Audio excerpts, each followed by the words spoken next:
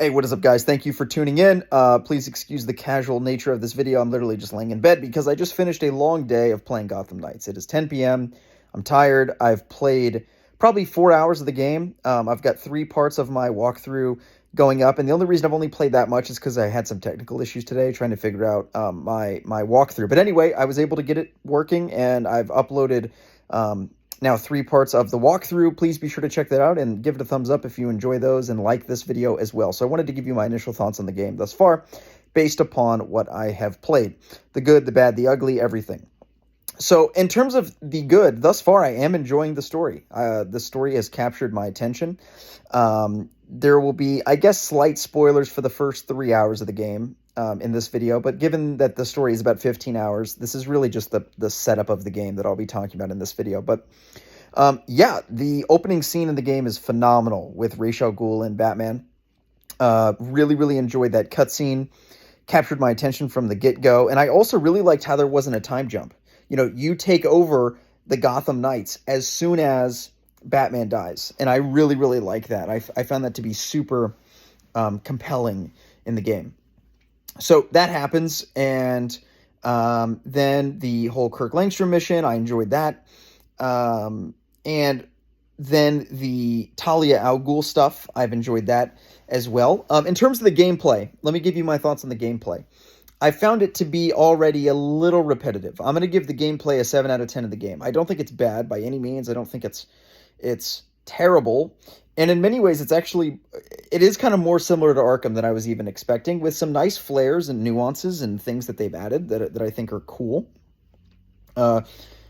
All in all, though, if I'm being honest with you, I am going to say that the gameplay already has gotten a little repetitive, like with the shield dudes and how you hold square to do the heavy attack, and I'm excited for more customization to come into play because I'm already getting a little bit bored of the base gameplay in the game. Now, once you add in more moves and abilities and level ups, maybe it'll get better and I'll enjoy it more. I've already enjoyed the power up bar in the bottom right when you get your meter filled and you can do these sort of super moves. I've enjoyed those. Those have been a nice little mix in. I'd like to see even more layers added to the gameplay so that it stays fresh and challenging and all of that.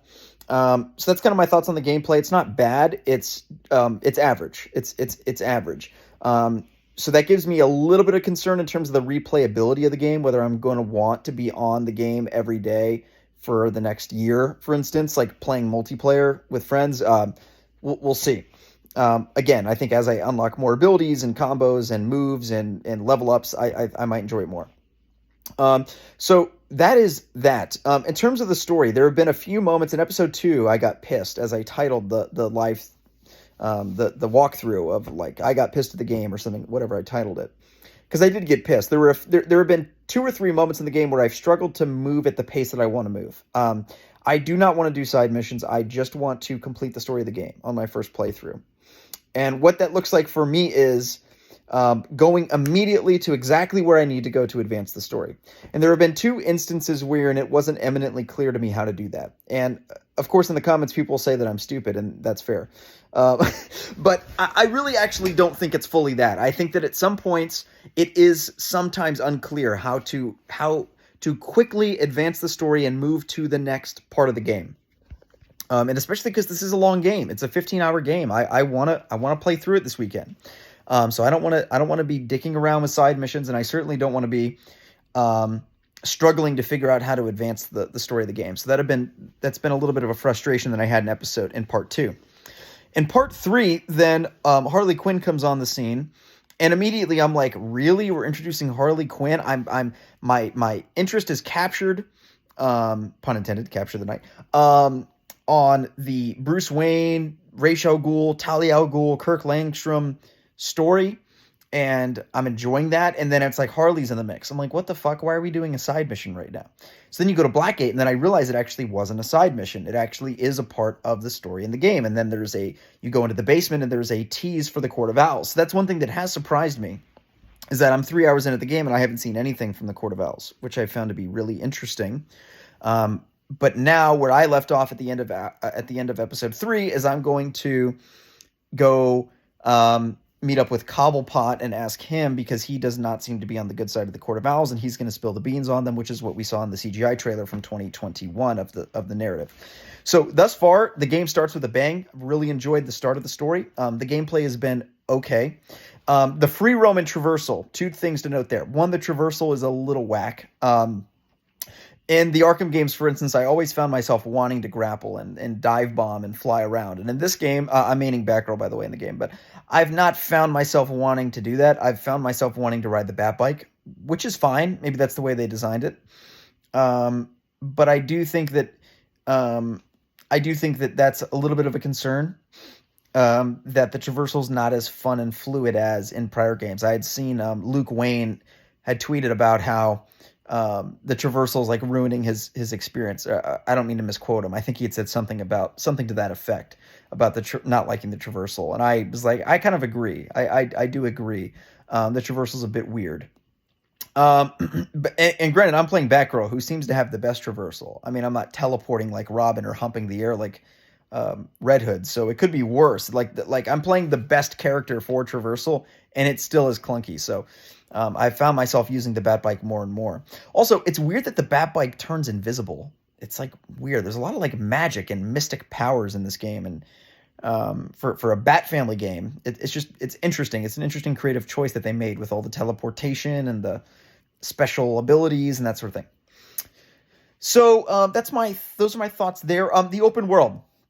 I had said in a podcast with Jake and Salvage that I needed to eat my words, because a few months earlier, before that, I had said that the open world looks dead and it doesn't look very lived in.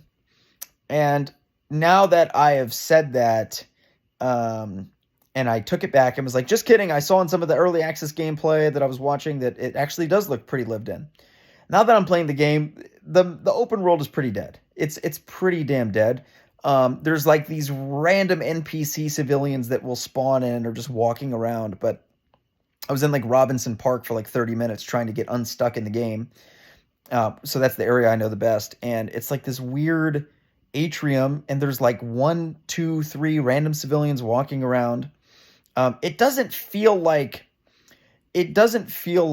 authentic. It doesn't feel like how a normal city kind of trends, in terms of like some places at night are packed and there's people everywhere, and some places they're empty, but it does feel like it's just a random, like sporadic spawn of an NPC every once in a while, and it doesn't feel very lived into me.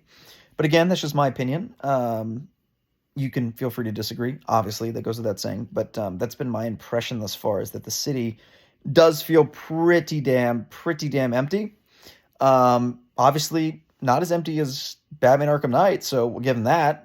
There's at least some civilians in the game, but even just the roads are not super busy, which then again, if the roads were really busy, I'd probably be on here whining about how it's too hard to drive the Batbike, so it's probably impossible to please me, but so I don't know. That's kind of where I stand with the game thus far. If you had to ask me to rate the game, Kobe, out of 10, 3 hours into the game, what do you rate it? I give it a 7. I give it a 7 in the sense that I want to keep playing the story. The story, I might even give an 8, to be honest. Everything that they're setting up with Ra's al Ghul, the Court of Owls, Kirk Langstrom, Talia al Ghul, Harley kind of stringing the story along. I'm interested. I'm interested to figure out what happens next in the story. And that to me is the testament of a good narrative. A good narrative, for me personally, is one that I want to continue investing in, whether it be a TV show, a movie. If I'm getting bored and checked out, like, it would be a bad sign. So you might think, oh, I don't want to do the side missions, or I'm just getting pissed that I can't advance the story. The reason I was getting pissed in my inability to advance the story in part 2 of my walkthrough is because I want to see what happens. I'm invested in the story. I'm going to give it an 8 out of 10 thus far through the first half of the first act. In terms of the gameplay, I'll give a 7, maybe a 6. It definitely is clunky. It's not super smooth. It is not in 60 frames per second, which does become apparent. I do eat my words on not being able to notice. I'm able to notice that this game is not in 60 frames. It's obvious. And especially, I had just seen a tweet that the new God of War has a baseline of 60 frames per second with a performance mode at 120 frames per second, whereas this game is locked at 30. And you do notice that. You do notice it. So I eat my words on saying that I can't even notice it and it's not that big of a deal. I'm not going to say it's the end of the world or that you should not buy the game. So it's not that big of a deal in that sense. It's not that big of a deal in the sense that when it was first announced, everybody was saying, boycott the game, cancel your pre-order. I'm definitely not on that train. I'm not saying that the game is unplayable or terrible. But you do notice the frame rate stuff. So yeah, guys, that's where I'm at. I'm giving the game a 7 out of 10 thus far, and I'm excited to play it tomorrow. So I'm going to relax for like 30 minutes and go to bed, and I'll pick it up tomorrow and see you guys then.